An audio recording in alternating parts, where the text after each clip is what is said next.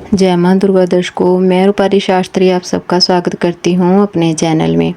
आज हम आपको बताएंगे कि अगर आपके घर में विवाह नहीं हो पा रहा, विवाह में बार बार अड़चन आ रही है, कोई रुकावट आ रही है, तो उसको हम कैसे दूर कर सकते हैं। बालाजी महाराज की शरण में, हनुमान जी महाराज की शरण में, जो व्यक्ति हनुमान जी की शरण में आता है निरंतर कृपा का पात्र बन ही जाता है। महाराज जल्दी ही सिर्फ प्रसन्न होने वाले देवता हैं। और अगर किसी कार्य में अगर बार बार रुकावट आती रहती है तो किस प्रकार क्या कारण होते हैं, यह मैं आपको आज बताऊंगी। सबसे पहले तो कारण कई बार पितरों का भी होता है। अगर हमारे पितर जो हमसे नाराज होते हैं तो विवाह के कार्य में भी अड़चन आने लगती है। विवाह होने के बाद भी संबंध हैं उनमें मधुरता नहीं आती है और कहीं ना कहीं संतान के अंदर भी जो रुकावटें पैदा होती रहती हैं। संतान में बच्चा पैदा ना होने की दिक्कत आती है। अगर कहीं कुल देवी देवता भी आपसे रुष्ट हों तो भी आपके विवाह के अंदर रुकावटें आती हैं और विवाह हो जाए तब भी गुप्त रूप से कहीं ना कोई परेशानी बनी ही रहती है, उसमें भी रुकावट ही बनी रहती है। रिश्ते आएंगे, उठाएंगे और चले जाएंगे, यह सब रुकावटें बनी रहती हैं। छोटी छोटी त्रुटियों के कारण, कहीं छोटी छोटी गलतियों की जिम्मेदारी है यह, क्योंकि हमारे जो भी शरीर के ऊपर थोड़ा सा आसान है, चौंक लगा कर आया है, थोड़ा सा भी एनर्जी का आसन रहता है, इसलिए मैं थोड़ा सभी सूरत में नहीं हूँ, फिर भी आपको बता रहा हूँ क्योंकि मेरे पास बहुत ऐसा सामान नहीं होता है जिसके अंदर बच्चों की शादी हो सके, विवाह हो सके। उपाय होते हैं, करने पड़ते हैं। बहुत सी ऐसी दिक्कतें होती हैं जिनकी वजह से शादी नहीं हो पाती। आपके लड़के के विवाह में दिक्कत नहीं है, ऐसा हम क्या करें।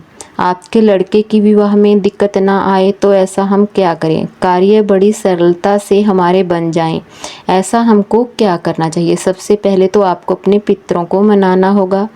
अब पितरों को कैसे मनाएं। जब भी कोई विवाह का कार्य करते हैं तो पितरों की अनुमति जरूर लेनी चाहिए। पितरों की अनुमति लेने से भगवान श्री राम के चरणों में आपको हल्दी लगाकर क्या क्या खरीदना है आपको बताते हैं। 1.25 मीटर पीले रंग का कपड़ा लेना चाहिए। 1.25 मीटर पीले रंग के कपड़े में आपको एक नारियल बांधकर, उस नारियल को आपको पीली हल्दी लगाकर, चावल लगाकर कहीं भी रख दें।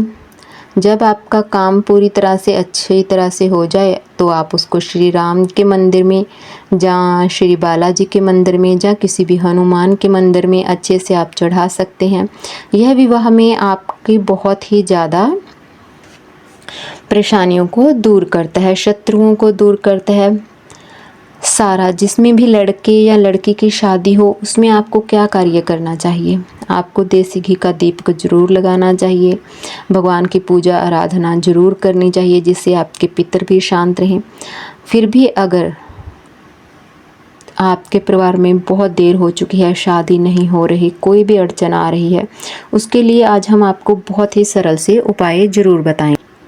आपको क्या करना है। अगर आपके बेटे की या बेटी की शादी नहीं हो रही तो आपको किसी भी किन्नर को पीले रंग के कपड़े दान करने चाहिए, पीले रंग का श्रृंगार दान करना चाहिए।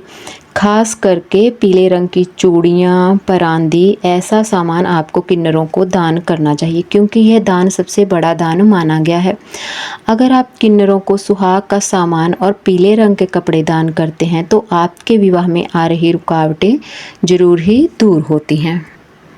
अगर आपके बेटे की शादी में रुकावटें आ रही हैं तो आपको एक बहुत ही सरल सा उपाय करना चाहिए। आपको किन्नरों को अपने घर बुलाना चाहिए। किन्नर आपके घर आएंगे, आपको उनको भोजन कराना होगा, अच्छे से दान दक्षिणा देनी होगी और उनसे आशीर्वाद लेना होगा।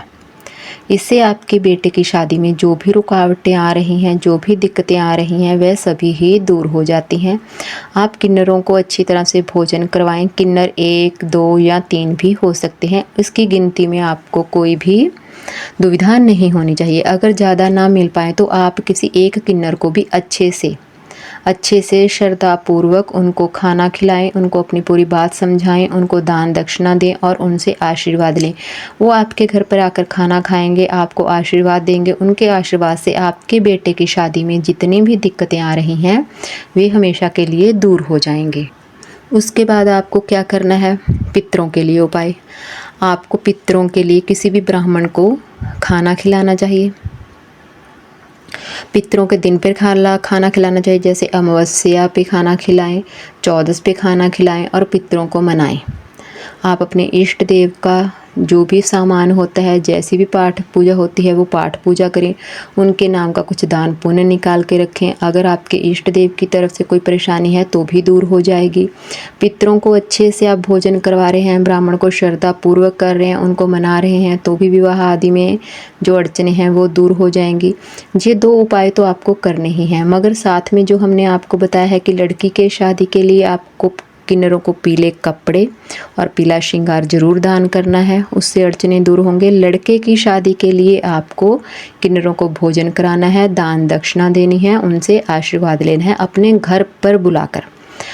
बस इतनी बात आपको ध्यान रखनी है कि आपको किन्नरों को, चाहे लड़के की शादी के लिए उपाय करें या लड़की की शादी के लिए, उनको अपने घर पे बुलाएं।